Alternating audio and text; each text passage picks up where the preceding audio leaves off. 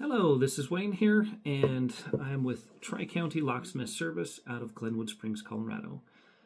I am currently the Southwest Board Director for the ALOA, or ALOA, Associated Locksmiths of America Association, and a current active SAVTA member. And I also teach for both the association's ALOA and SAVTA, SAVTA, or the Safe and Vault Technicians Association as well. One of my credentials right here states that I am an ALOA certified instructor, and out of all of the wonderful awards that I've gotten on the back, this by far means the most because this took the most effort to obtain. I wanted to talk about the state of our current industry and where it's going. I was recently asked by Wendy Angel of Madison Miles Media to get a little bit of sense of where things are going. And we already know very well that there are the original safe locks were mechanical locks like this one here, or we had keyed locks, such as something like this here. Lots of different varieties, not this particular brand and style, but lots of different varieties on that. And I'd like to just address how things were in the industry, where we came from, where we are, and where we're going. So before, we used to have antique safes. And antique safes, the safe manufacturer, they made their own patents on the lock. It was like this big, huge secret thing to make sure that theirs was the best, most unpickable, break-in proof lock and safe combination that you could possibly get. That meant that there was no interchanging anything. Everybody kept their own secrets to themselves, and they did not share information very well. Well, that's okay for that one instance. However, it doesn't make everything universal. Things are not interchangeable. You had to have that safe with that lock number and those particular parts to be able to work and operate on it should there be a mechanical failure. That makes it a little bit difficult for the safe technician. It's also difficult to find information when it's all different. Several years, decades later, they came out with this. This is the three-wheel Group 2 mechanical lock from Sargent & Greenleaf.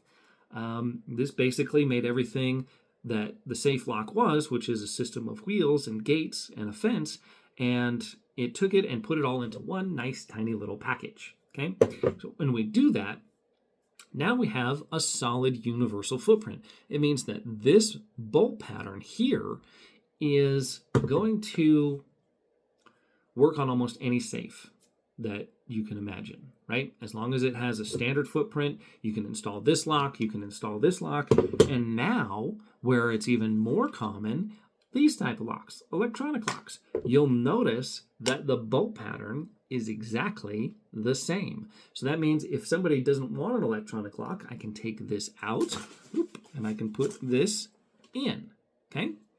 So now we've gone from antiques, everything being different and erratic, all the way to the present, where we've got electronic locks and mechanical locks, but we have a standardized footprint, at least for the most part. It doesn't pertain to all of the safes, but I would say a good 80% of the American-made safes, especially gun safes, are probably going to have a similar style lock footprint like this. So, where are we headed with electronics and digital things? Well, they're convenient. They're very convenient. And that is what people want. They want instant monitoring and they want instant convenience. The problem with that is that to allow those features to happen, you're going to sacrifice security by doing so. In order to make this easy, you're going to sacrifice a little bit in quality and you're going to sacrifice a little bit in security as well. That is the main issue that I have with it. As far as where the industry is going, I think we're actually going to start reverting back to the older times or the antiques where things get more in-house.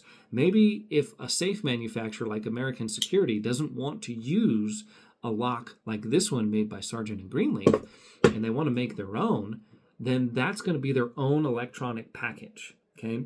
Then they could offer their own app, they could offer their own security, they could offer their own software and programming, their own encryption, and everything becomes in-house.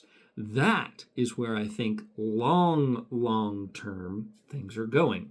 People are going to revert back to making everything proprietary, like the automotive industry does, where they bring everything so that it's ours. We own this, we want it, and that's it.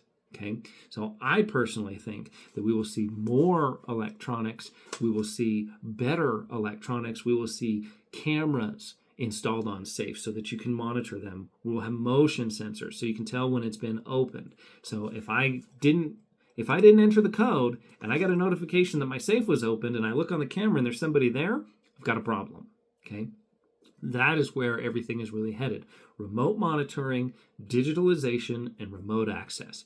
The one caveat that I would add to that is there should always be some kind of mechanical feature on there. If you really want your safe to be as secure as it can possibly be, always have something mechanical on there. Something keyed, but of course nobody wants to carry keys.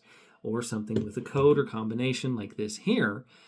But people don't like the time it takes to operate one of these locks. So, as far as the future goes, I think it's headed back towards being more proprietary and being more user-friendly. If they're smart, they'll add a mechanical aspect to it that can't be defeated electronically, because that's where the vulnerability, in my personal opinion, really hides, is your safe is only as secure as the network or app that it's on. For more information, check out the website below. Thanks for watching, and enjoy wayneslockshop.com. Thank you, and have a wonderful day.